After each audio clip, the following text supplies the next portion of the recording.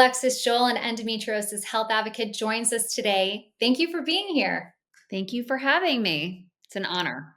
Oh, it means a lot. And anytime someone who is living with endometriosis decides to share their journey with others, I think that is an act of courage. So I don't take your presence here lightly at all. Thank you. It's kind of been a whirlwind since I actually kind of went public with it. So it's been a lot, but I also realized the need for it. So it's made me feel good and I don't regret for 1 minute being forward and speaking about it. Why did you decide to join us today and discuss living with endometriosis? I came forward, I was actually in the city and Dr. Setchkin is my doctor, and I was reading something online about Endometriosis Awareness Month, and I text him and I just said, "Hey, are you here? Are you in surgery?" Because I was going to come by and let's take a picture, and I want to post it. I want to do a post about it. And he was like, "I'll be in the office at 8 a.m. You can come by." So I literally rolled out of bed from my hotel, brought my coffee, and we took a photo. And I just started writing, and I had the whole flight home, to think about it. And I was able to kind of put my story into words, and I just felt like I had to say something because I went through this horrible experience. So if something good can come from it at that point, I would want that to happen. And I know it's not spoken about a lot, and a lot of people don't know about it, nor did I. So whatever I can do to help at this point, I'm open to it. How long did you go not knowing you had endometriosis? Oh my gosh, that's the question. How, now that you think back and everything is hindsight, what were the symptoms that I didn't even recognize? I did a couple interviews recently and they were asking me, and I said, I don't really think I had this until after the birth of my second child. But going back, I always had really heavy periods. I was able to go to school and I didn't have that kind of pain growing up. But um, I did have heavy hemorrhaging, clotting, I mean, painful. And now knowing, because again, you're kind of doing this in a tunnel where you have no other information to kind of compare yourself against because no one talks to you about it and you don't know what's normal and what's abnormal. So now knowing what I know, that was not normal. And, I did have those symptoms, but I was able to have my children. And, after the first one, I felt pretty good. And after the second, I had a really rough pregnancy. And um, I think that I probably had it at that time. And it was really aggravating my pregnancy. And after I had her, I never felt the same after that. And I had a lot of fatigue, but really extreme. I mean, you've been through this, so I'm sure you know, the fatigue is the only thing I can kind of liken it to is when people had COVID, during that kind of first stretch, and you just have to lay down because you can't even get through the day. And, twice a month, I had it mid-month and end of month. I would have debilitating pain where I couldn't stand. I was just always looking for a seat. So I think I've had it for longer than I probably recognize. Um, but, I'm happy that I feel so much better now, and I was able to do research and find a doctor eventually. Did you Yeah, that doctor quest is always really Oh, it's difficult. horrid. Yeah. Did you have experiences, and I'm sure you've spoken to people within the endo community now that you've come forward with it, that have maybe told you some of theirs where they've been diagnosed from everything from irritable bowel to SIBO to UTIs, and it was, nothing but it was really endometriosis all the time. Did you have any of those experiences with doctors? I did. I had a surgery I didn't need because they thought that I had a cyst, and I went in for surgery and they were like, "Oh yeah, there's nothing there. We just did a DNC anyway." Okay, I probably didn't need to go under or have surgery. But, in retrospect, they didn't really know what it was they were looking at. I was diagnosed with PCOS, which I may or may not have. I was diagnosed with IBS. I was put on medication for reflux because eating was really hard. I was a chronic UTI person, yet would never test positive for bacteria for the UTI.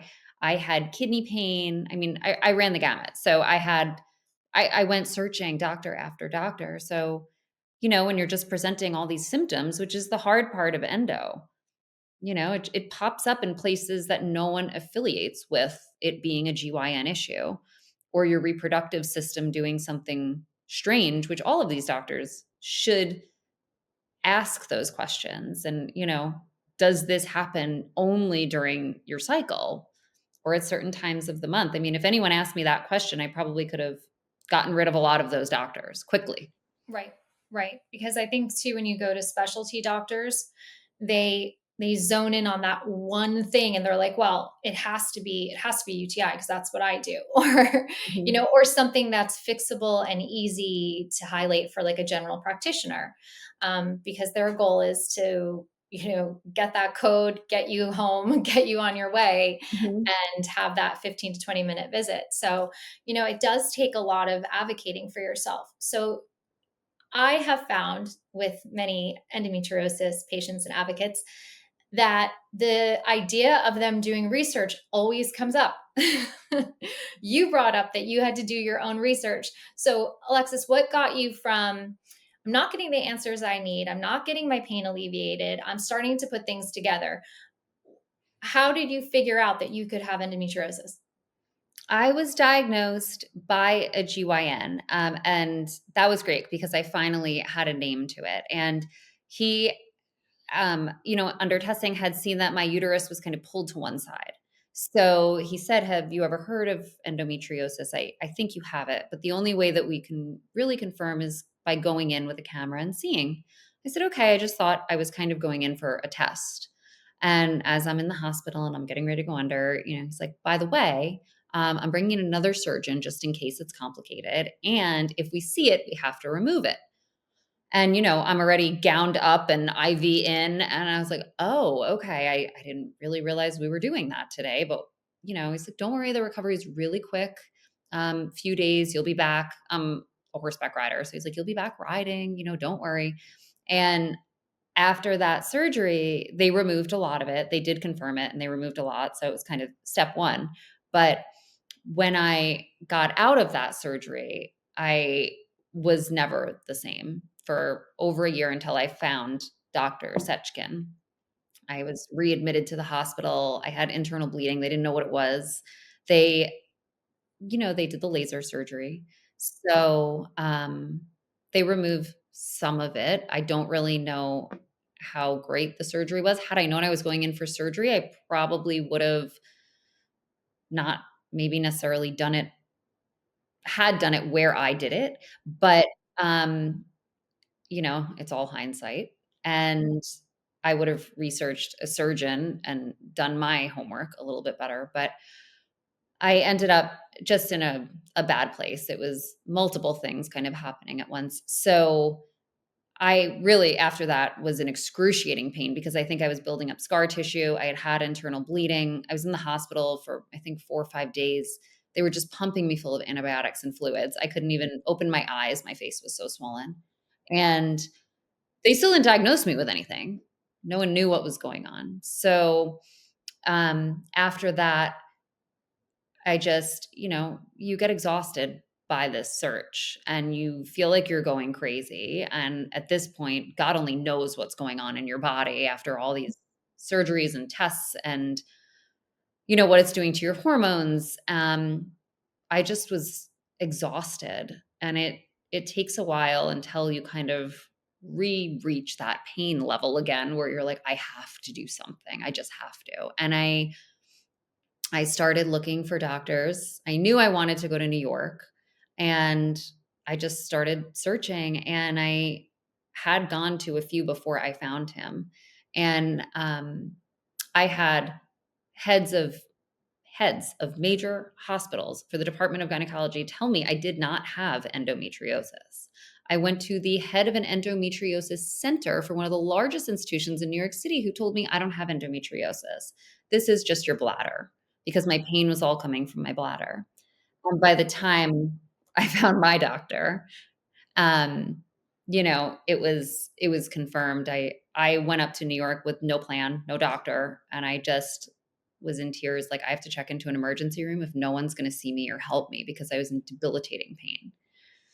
So, it was a journey, um, and, there's so many stories along the way, obviously, and different things that have gone on, but, um, it was a lot, and I was just so grateful to finally find someone who I felt comfortable with. Yeah, and didn't tell you that you didn't have something when you actually did. I Mhm. mean, the idea that you had to be in that kind of debilitating pain, and pain where you you knew something was wrong, you weren't getting the answers, you were seeking answers, you were at a place where you feel like your body is breaking down, you're in tears. I don't understand why. And because I hear it so much, and it always infuriates me and almost brings me to tears every time, that women have to reach their absolute breaking point and almost have to peel themselves off the floor in pain in order to be listened to. Like, how many times do you have to fall to the ground and lift yourself back up again over and over again until there is that one doctor who takes you seriously? And it's hard. I mean, what kept you going? I just couldn't take it anymore, I think if the level had of pain had been a little bit less, I don't know what I would have done differently, but I had 2 small children, we were traveling, I mean, my life was impossible with the amount of pain I was in, and it was horrible, I wasn't pleasant to be around at home, I mean, I know that, I'll admit that now, I didn't wanna talk about that then, and if anyone pointed it out, you may rip their head off at that point, but, yeah, it was really hard, and I just I was in so much pain that I knew that there had to be someone, and I am a big advocate for kind of fighting for your health because I don't submit to this thought of 30 years ago or 40 years ago or even 20 years ago where, "Hey, doc," when you go see the doctor and you kind of bow down and whatever they say, you just sit there and shut up and say thank you that they even took 10 minutes out of their day to talk to you. I I know enough to know if I'm not okay, and if they're not gonna sit and listen to me and take me seriously, then I'm done, I need to move on, and I'll find someone who will.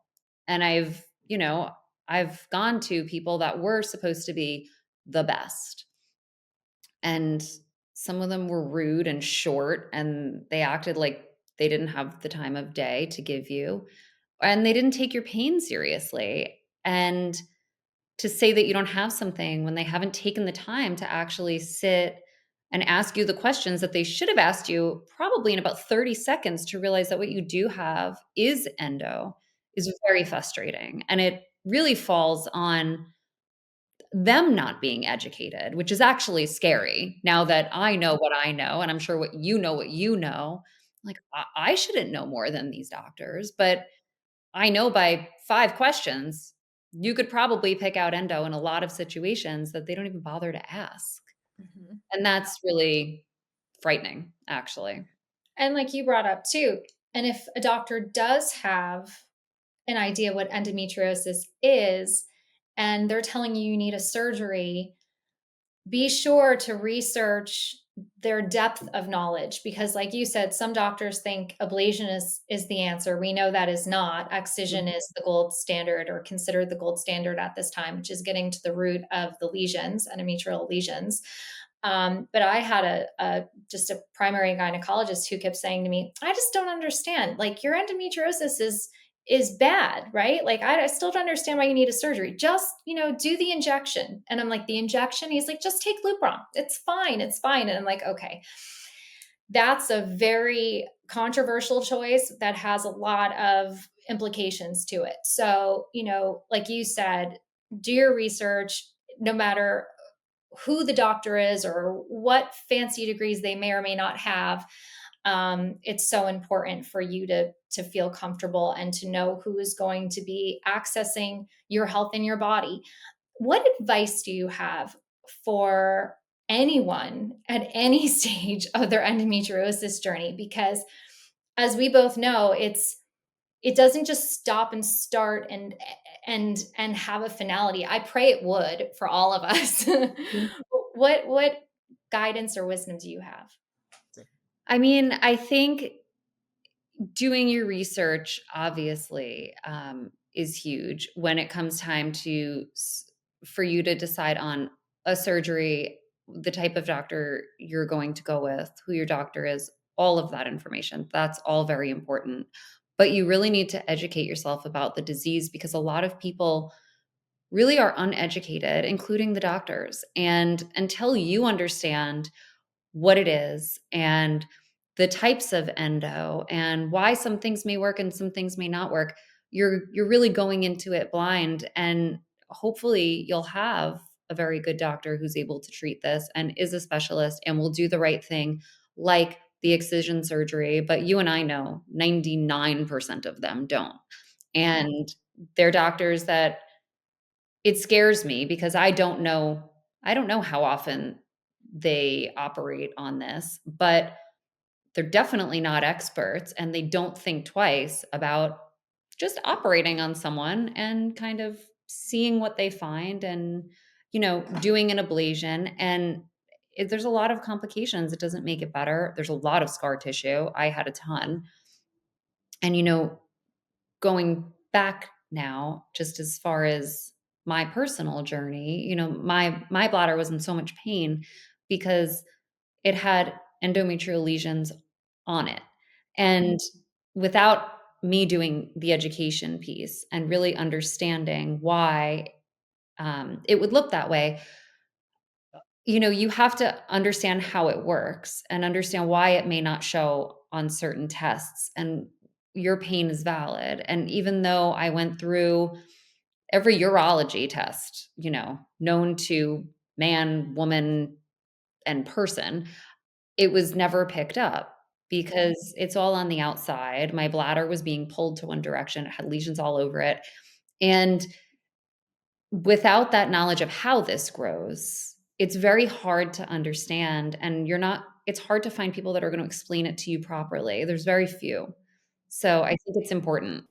And I've heard endometriosis called perplexing so many times, even by top researchers that study endometriosis. They'll say, well, we know it's insidious, we know it's pervasive, we know it's persistent, and we know that it's complex and completely perplexing to us.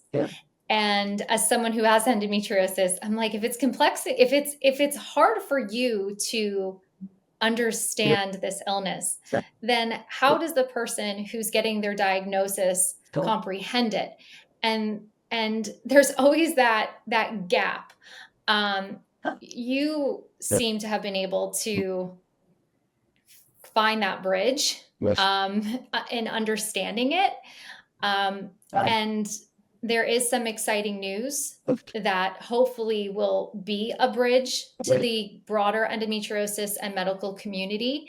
EndoFound and Cold Spring Harbor Laboratory are partnering to create the Sechkin Endometriosis Research Center for Women's Health, and you'll be speaking there.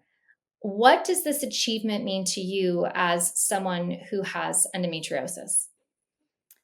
Well, I think that it is going to give everyone the knowledge of how it originates. And I think that the science is there, the delivery method is there. They know how they need to do the testing in order to figure this out. And I think that that is not 10 or 20 years away. I think that it's going to happen quickly because the way that they do this kind of testing at a molecular level, they've already figured that out. They've done it with breast cancer, they've done it with other invasive types of diseases, and now they just need to apply it to this. And it's going to be so huge for this community because, as you know, there's been not a lot of money put into research in regards to endo, and there's many thoughts as to why. Some of them controversial, some of them not. But at the end of the day, the numbers are the numbers, and there's as a percentage of people that have it being as great as it is, more so than most other very favorably funded diseases. Um, we need something like this to be able to quickly give us the answers that we need in order to help really the masses, because they now say 50% of infertility is coming from endo. Mhm. So that obviously is controversial because you have a lot of drug companies that are for fertility and infertility clinics and working kind of in that space.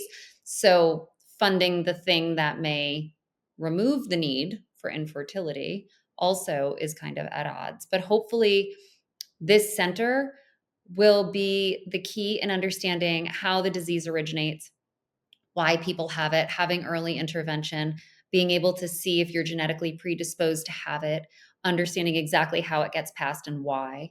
And it will give girls knowledge to not have to suffer for years going from doctor to doctor as we have.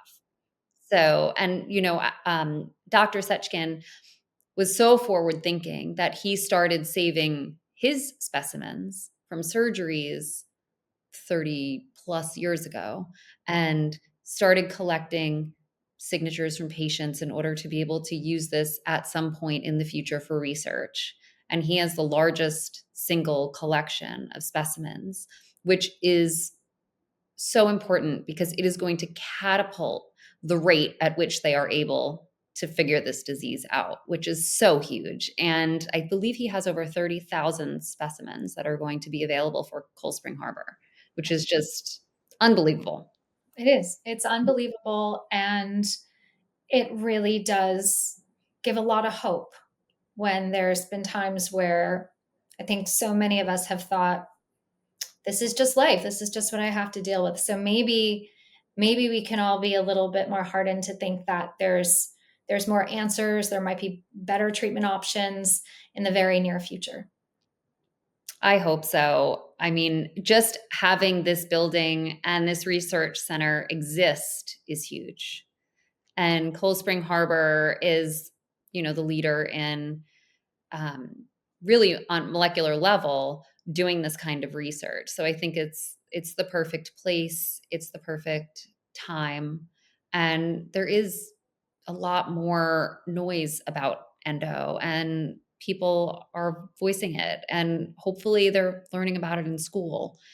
And if they're not, then that's what we have to work on next is, teaching young girls. But I think we have a path, and having this foundation even be here now at this time is really, really raising the awareness of the disease. So everything you're doing, it's all, so helpful to young girls because there's not many places to go to get information. There really isn't. Yeah. So Yeah. thank you. Oh, well, thank you. It has been absolutely lovely to speak with you and get to know you. And again, sharing your journey is never easy. And I think it makes all of us feel like we're in it together. So every voice counts and every voice helps, especially yours. Thank you. I did a post on social media, and I mean, it was just hundreds and hundreds of comments. And it's what's really scary is just all the stories are so similar. They're just Mhm. so similar. So it's upsetting because everyone sounds the same. It's not like these things are sounding different when they're going to doctors. So hopefully in the future there will be more education, and we'll be heard, and we won't have to go searching and show up on someone's doorstep begging for help. Right. But Yeah. The discussions, these conversations, the ones that we're doing out in public and the ones being held in private, they're going to change the narrative mhm, so that those conversations at the doctor's office hopefully will be different and have different outcomes. I hope so, because I know that it is genetic, and I want my kids to be aware and know I have 2 girls. So I'm pushing forward so they have the education and the right doctor, because chances are probably one of them will end up having it. Mhm. But we'll be in a better position at that time, and we'll know what it is.